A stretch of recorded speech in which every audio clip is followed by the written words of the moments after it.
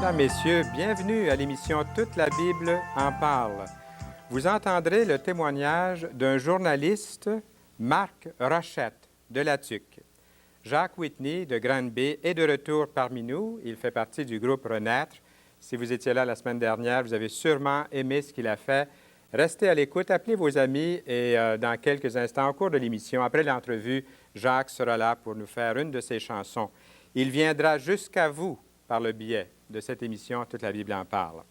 Nous avons encore une bonne quantité, grâce à la Société biblique canadienne, nous avons le Nouveau Testament en français courant. La Société biblique canadienne est l'une des 110 sociétés bibliques membres de l'Alliance biblique universelle qui œuvre dans 180 pays à travers le monde et a traduit au moins un livre de la Bible en plus de 1800 langues. Il y a aussi ce livre, À la recherche de Dieu, par Richard Bennett, un livre qui est vraiment à la demande, qui est demandé partout dans plusieurs pays du monde. Et j'espère que vous êtes de ceux qui veulent lire ce livre. Il va vous faire beaucoup de bien dans votre vie. Plusieurs en ont fait la demande. J'aimerais lire quelque chose ici. Jésus a dit, « Si quelqu'un a soif, qu'il vienne à moi et qu'il boive. » Ce petit livre, écrit avec tant de cœur par Richard Bennett, vous montrera le chemin vers Dieu et comment vous pouvez jouir d'une relation intime avec lui.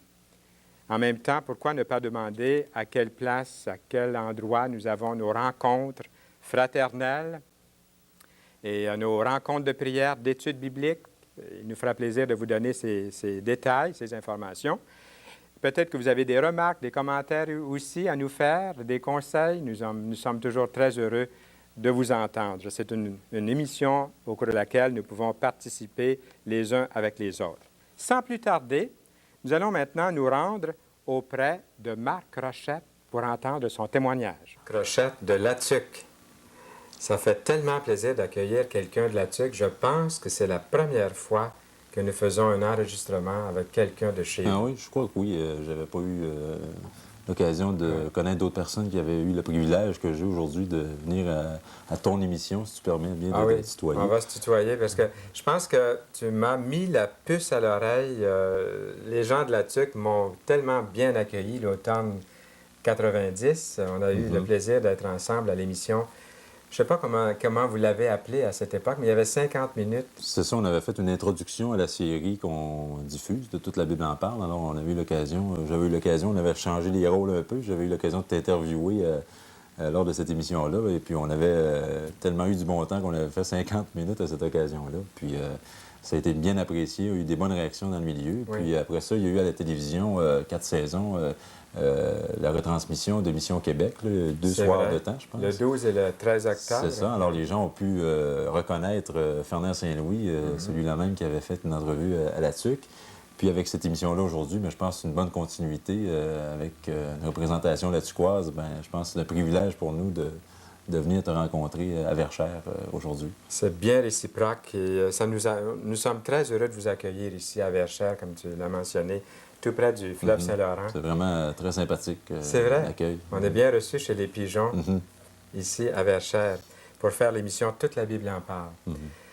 Pour nous situer, il y a certainement encore des gens qui ne connaissent pas Marc Rochette. Il y en a peut-être très peu, mais quelques-uns qui ne connaissent pas Marc Rochette à La Tuque. Qu'est-ce qu'on fait à La Tuque, Marc? Moi, je suis journaliste pour le quotidien Le Nouvelliste de Trois-Rivières. Je suis le seul représentant du Nouvelliste à La Tuque. Et je m'occupe également à temps partiel de la télévision communautaire au niveau de la programmation. Et je fais aussi du reportage radio pour Radio-Canada. En fin de compte, en étant seul dans un milieu éloigné, ça me permet d'être assez polyvalent et de travailler à plusieurs niveaux au niveau des médias. Alors, j'œuvre là-dedans depuis maintenant 6 ans à La Tuque et j'adore mon métier, j'aime bien ça et j'aime bien le milieu également. Je suis convaincu que c'est une très belle expérience pour toi, Marc, d'exercer un tel métier. Tu es aussi un papa, un jeune papa. Un papa naturel ma première fois, mais un papa pour une 3e fois, puisque lorsque j'ai marié Francine, elle avait déjà 2 filles, Caroline et Isabelle. Et il y a 2 semaines, ma femme a donné naissance à Michael, un jeune garçon, en bonne santé jusqu'à présent. 2 semaines. Alors, à l'époque, merci beaucoup. Félicitations. Et donc, je remercie vraiment Dieu. Ça a été une expérience encore pour moi qui était extraordinaire, encore là, qui m'a montré la grandeur de Dieu, quel Dieu puissant, ça montre tout le ridicule de la théorie de l'évolution et toutes ces choses-là. Vraiment, lorsqu'on voit la naissance d'un enfant, quelqu'un qui, après ça, nie la création de Dieu, nie l'existence de Dieu, mais c'est vraiment un insensé tel que la parole de Dieu l'indique, parce que vraiment, la naissance d'un enfant, c'est vraiment extraordinaire. Puis toute la création autour de nous, je pense que c'est bien marqué dans la parole de Dieu que les gens sont inexcusables de ne pas croire en Dieu. Et on devrait rendre compte, malheureusement, de ces choses-là face à Dieu. Dieu nous donne maintes et maintes occasions de lui rendre gloire pour sa création. Même si aujourd'hui les hommes de science remettent beaucoup en doute cette soi-disant science d'évolution, on n'est plus du tout embarrassés, nous les chrétiens, de dire que Dieu est le créateur. On n'avait pas besoin d'attendre que les savants commencent à douter. Et c'est tellement évident, je pense, Oui, me semble. c'est tellement évident. C'est vrai que lorsqu'on est voilé, lorsque le voile n'est pas enlevé, mais je pense qu'on cherche toutes sortes de raisons ou d'explications, mais je pense que quand le voile est enlevé par Jésus-Christ, par son esprit, bien, c'est tellement évident qu'on le remercie d'emblée. Comment le voile s'est-il levé? Comment es-tu venu à la connaissance du Seigneur Jésus-Christ dans ta vie, Marc? Bien, moi, c'est, on pourrait dire, malheureusement, dans un sens, un témoignage à deux étapes, parce que lorsqu'on donne un témoignage en deux volets, c'est qu'il y a eu une période dans notre vie qui n'a pas bien fonctionné dans notre marche chrétienne. À l'âge de 13 ans, suite au changement qu'il y a eu dans la vie de mon père, suite au contact de l'Évangile, moi-même, je suis venu au contact de l'Évangile. Moi-même, à l'âge de 13 ans, j'ai reconnu, Dieu m'a montré que j'étais pécheur, que nous étions tous pécheurs, qu'à la maison, les gens qui nous écoutent, à la naissance, vous êtes pécheurs, on est séparés de Dieu, on est privés de la gloire de Dieu. Pourtant, Dieu nous avait destinés à ce que nous ayons une relation intime avec lui dès le commencement du monde, mais l'homme, dans son orgueil, a décidé autrement. Et nous, on hérite de ça aujourd'hui lorsqu'on vient au monde. Bien, comme mon petit enfant Michael, lui aussi est séparé de Dieu tant qu'il ne prendra pas position un jour lorsqu'il aura l'âge suffisamment raisonnable pour le faire. Et à l'âge de 13 ans, donc, j'ai pris contact avec l'Évangile et j'ai ce qu'on appelle accepté Jésus-Christ comme sauveur dans ma vie, dans le sens que j'ai reconnu que j'étais pécheur et j'ai reconnu que Dieu était juste, donc il devait punir le péché. Il était saint, donc il ne peut accepter le péché. Mais heureusement pour nous et pour les gens à la maison, Dieu est amour. Et il a trouvé un moyen d'exercer tous ces attributs-là pour parfaire vraiment notre relation avec lui. Et il a envoyé Jésus-Christ mourir sur la croix pour mes péchés, pour tes péchés, Fernand, pour les péchés des gens qui nous écoutent à la maison. Et par le simple fait de croire en cet acte à notre place, bien, nous sommes sauvés, nous sommes assurés d'avoir la vie éternelle et nous reconquérons un petit peu, dans un sens, la place qui nous était destinée auprès de Dieu. Et on appelle ça dans l'Évangile la réconciliation. Je pense que c'est un beau terme à employer, la réconciliation avec Dieu. Et c'est un message qui, en 1990, est encore vivant. Il faut se réconcilier avec Dieu. Et c'est le meilleur moyen d'être heureux, justement, parce que nous étions destinés à être réconciliés avec lui, à être unis avec lui. Donc, à l'âge de 13 ans, il y a eu cette expérience-là. C'est jeune quand même, 13 ans. C'est ça. C'était l'expérience de ta vie. Une foi d'enfant, finalement. C'était vraiment une foi simple. Oui. Mais sauf qu'au cours des années d'adolescence, parce que lorsqu'on vit une expérience comme ça, on reçoit le salut, on en est très heureux, on jubile. Sauf qu'au cours des années d'adolescence, c'est toujours des années assez troublantes. Je pense que tout adolescent ou adolescente, particulièrement pour un jeune chrétien, il y a tellement les tentations du monde, il y a tellement les attraits du monde, et ça, il ne faut pas le nier. Même en 1990, ils sont encore plus évidents. Il y a les vidéos, il y a la musique rock, et, il y a tellement de choses incroyables qui peuvent nous détourner du droit chemin, c'est le cas de le dire, que finalement, dans mes années d'adolescence, j'ai eu à quitter la TUC pour étudier à l'extérieur, puisqu'on n'a pas de cégep ni d'université. Et là, bien, vraiment, je me suis égaré complètement. L'attrait du monde m'a eu, puisque j'avais pas une foi suffisamment fondée, d'après moi, en tout cas, parce que j'avais accepté Jésus comme sauveur, mais je n'avais pas encore accepté Jésus comme Seigneur de ma vie. Et ça, c'est une distinction, je pense, qui est importante, parce que si Jésus n'est pas le Seigneur de tout, comme on le dit souvent, mais il n'est pas le Seigneur du tout. Oui. Et c'est l'expérience malheureuse que j'ai eue à vivre pendant une dizaine d'années, jusqu'à l'âge de 26 ans, on peut dire, là, de 13 ans même à 26 ans, où vraiment j'ai vécu dans le monde, j'ai goûté au plaisir du monde, la boisson, les filles, les parties, le plaisir vraiment là, à son compte, comme on peut dire. Puis, pour me garder une bonne conscience, quand même, j'avais toujours eu cette connaissance, ce contact avec Jésus-Christ, avec l'Évangile. Alors, je me gardais toujours un pied un petit peu dans la chrétienté, si on peut l'appeler ainsi. Tu faisais ça comment? Dans un sens, en gardant quand même contact avec des églises, ou en gardant contact avec des groupes bibliques étudiants, des choses comme ça. C'est vrai. Sauf que c'était vraiment pour me soulager la conscience, c'est ça, face à Dieu, parce que je me sentais coupable, justement. Parce que lorsque Dieu nous saisit, il nous saisit pour toujours, et il se compare lui-même au berger, et nous à des brebis, et il dit bien que personne ne nous ravira de sa main. Il dit aussi, l'apôtre Paul, il n'y a aucune condamnation pour ceux qui sont en Jésus-Christ. Tu te savais dans le Seigneur Jésus-Christ. C'est ça, et je me sentais coupable vraiment de vivre loin de lui comme ça, et de prétendre vraiment être chrétien. Et lorsque je suis arrivé à l'âge de 26 ans, il y a 2 ans finalement, il y avait un message, parce que je vais retourner encore là pour garder un pied avec l'Évangile. J'étais retourné à l'Assemblée chrétienne de Latuc et il y avait un message assez important qui m'avait touché, qui consistait à dire que nous aurions à rendre compte de toutes les âmes qui sont perdues à cause de notre mauvais témoignage. Et ça, je pense, c'est une responsabilité importante. C'est que quand on devient chrétien, on devient la lumière du monde. Et si, par notre témoignage, il y a des âmes qui ne viennent pas à la connaissance de Jésus-Christ, je pense qu'on devra rendre compte à Dieu de ça. Et ça m'avait vraiment donné un coup solide. Puis, à cette époque-là, lorsque je vivais dans le monde, j'avais rencontré justement celle qui est ma femme aujourd'hui, qui était divorcée à cette époque-là. Elle avait 2 petites filles très jeunes. On avait resté même en concubinage. Et encore là, en me donnant bonne conscience, je lui expliquais l'Évangile, mais en ayant un témoignage vraiment à terre. Puis à un moment donné, c'est quasiment elle qui me ramenait et qui m'éclairait dans un sens. Puis, avec ces messages-là que je recevais au niveau de l'Assemblée chrétienne, puis avec ces exhortations d'elle, qui était une païenne finalement, on est venus tous deux à la connaissance de Jésus-Christ comme Seigneur. Elle aussi s'est convertie pratiquement au même moment que moi.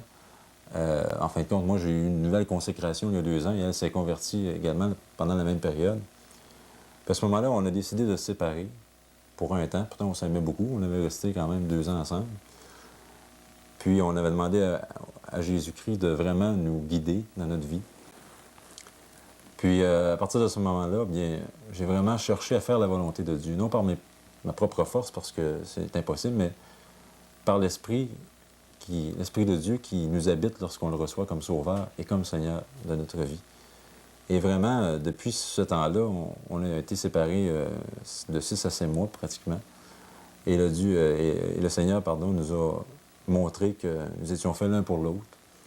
Nous nous sommes mariés, c'était au palais de justice, puisqu'elle était divorcée.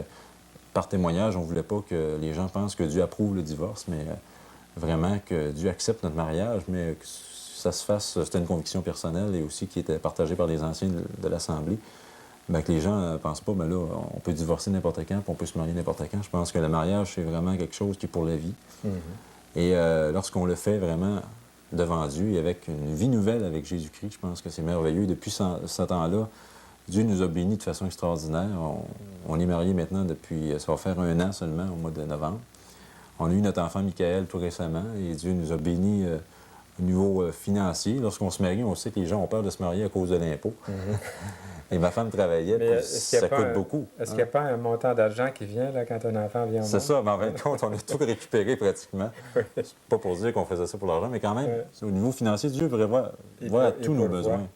Et vraiment, là, Francine ne travaille plus, je pense pas qu'elle va retravailler, mais vraiment, Dieu nous comble de tous nos besoins à chaque jour. Et vraiment, il est fidèle. Et il a été fidèle envers moi, malgré mon infidélité. C'est ça qui est extraordinaire avec Dieu, parce que quand Dieu aime, il aime pour toujours. Et Dieu aime tous les hommes, tous ceux qui nous écoutent présentement. Fernand, Dieu vous aime à la maison. Oui. Et il veut que vous connaissiez une relation personnelle avec lui. Il veut vous réconcilier avec lui-même. Et j'aimerais partager peut-être à ce moment-ci, à moins que tu aies Vas-y. une question Non, spontanée. je trouve que tu nous as donné, par ton témoignage jusqu'à présent, beaucoup d'informations, même sur le couple.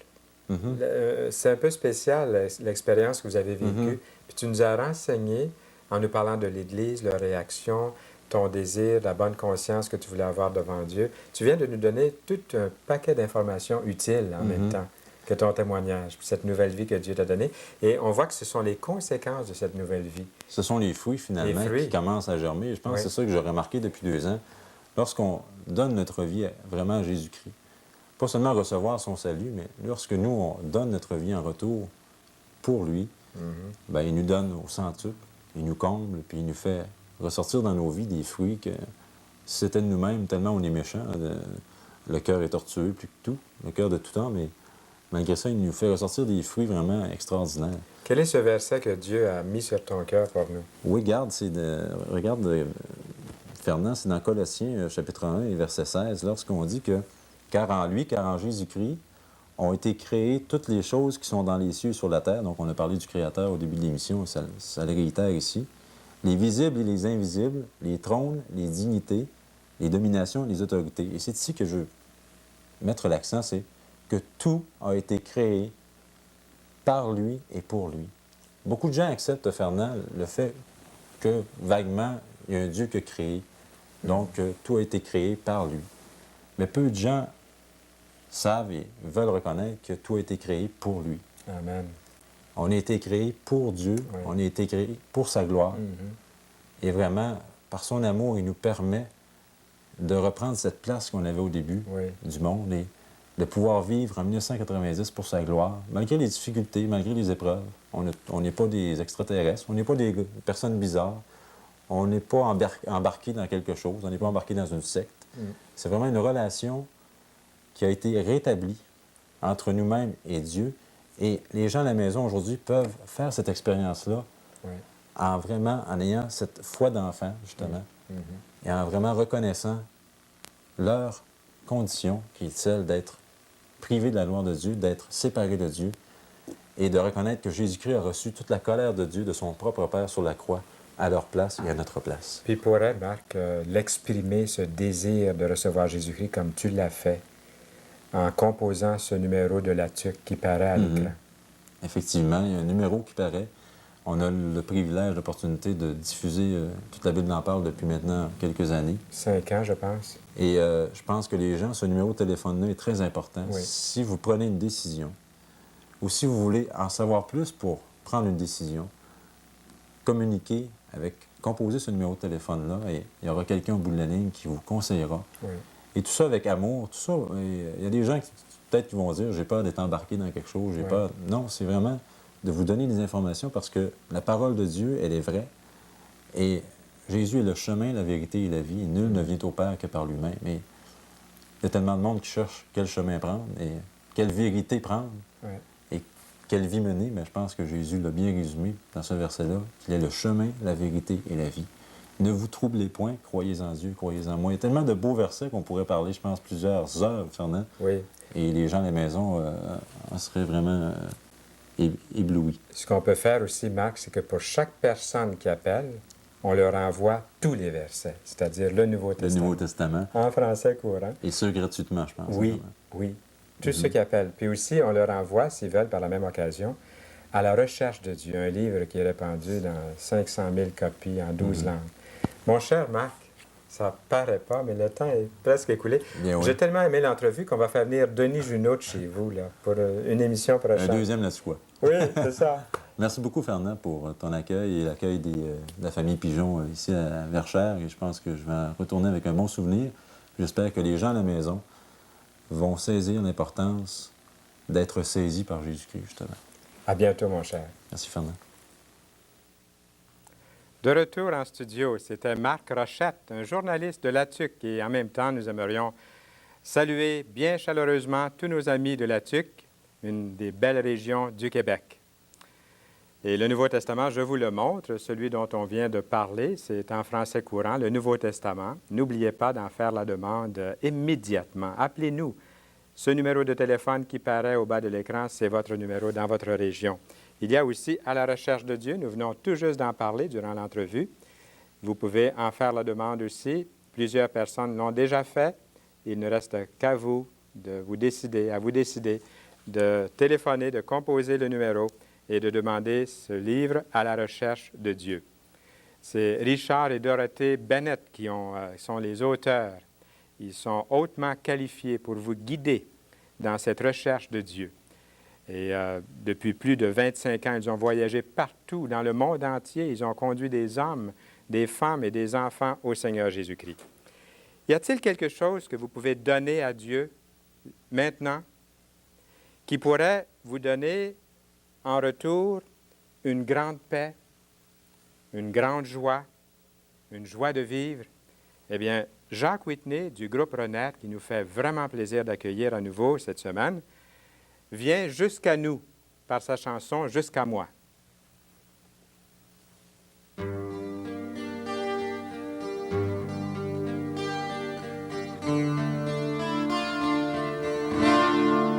Dieu, pourquoi? Dieu, pourquoi es-tu descendu mourir sur une croix, sur le bois? Toi, un roi, prendre ma place et venir mourir pour moi. Moi qui ne méritais pas si grand amour, ce pardon que tu m'as fait connaître un jour, prends ma vie, ma pauvre vie. Je n'ai rien d'autre à donner, mais prends ma vie. Je te crie, je te prie de m'aider à ne vivre que par ton esprit. Tu m'as soulagé, Seigneur, d'un grand fardeau. Quand mon cœur a découvert le vrai repos, fatigué et assoiffé, tu m'as donné ton eau, cette source qui jaillit sur moi d'en haut. Ô grand roi, mon grand roi, je veux marcher avec toi, guide mes pas. Dieu puissant, Dieu vivant, une flamme a pris mon cœur, comme tu es grand. Et lorsque dans ma faiblesse je tomberai, relève-moi, toi qui m'as tout pardonné.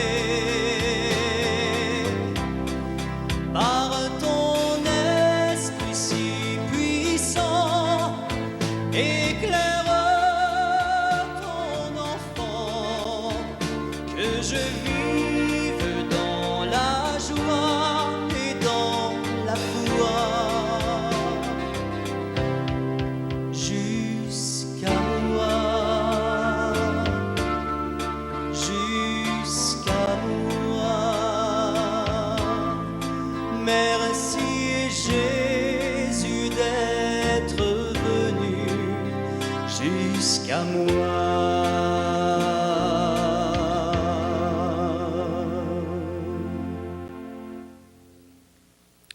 C'était Jacques Whitney de Granby du groupe Renette. Merci beaucoup, Jacques. Est-ce que le Seigneur est venu jusqu'à vous? Est-ce que vous avez ressenti pendant ces quelques instants que ce n'était pas simplement une chanson comme ça pour nous divertir, mais qu'il y avait un message, puis au travers de la sincérité du chanteur, Dieu vous a parlé? Même si vous étiez la seule personne en ce moment à qui Dieu a parlé d'une façon très, très réelle et qui voulait le dire à haute voix, le déclarer, le dire publiquement, nous appeler, dire « Oui, je suis cette personne qui a été touchée aujourd'hui », ça serait pour Jacques Whitney et toute l'équipe de Toute la Bible en parle et pour tous les chrétiens de cette province qui sont à l'écoute, et puis encore plus pour tous les anges des cieux, une très, très grande joie. Donc, nous vous invitons à faire ce pas de plus en cet instant. En même temps, demandez bonne nouvelle aujourd'hui en français courant. N'oubliez pas aussi ce livre, À la recherche de Dieu, que vous pouvez demander dès cet instant. Il est à vous. Il vous suffit de composer les numéros. Et si les numéros ne paraissent plus, je pense qu'ils ne paraissent plus maintenant, notez bien dans quelques instants l'adresse. Un petit mot de votre part nous ferait réellement plaisir aussi. Dès la prochaine émission, la semaine prochaine, Marie-France et Ludovic Doucette, un couple, seront avec nous pour nous parler et bien sûr Jacques Whitney aussi. D'ici là, au revoir et à bientôt.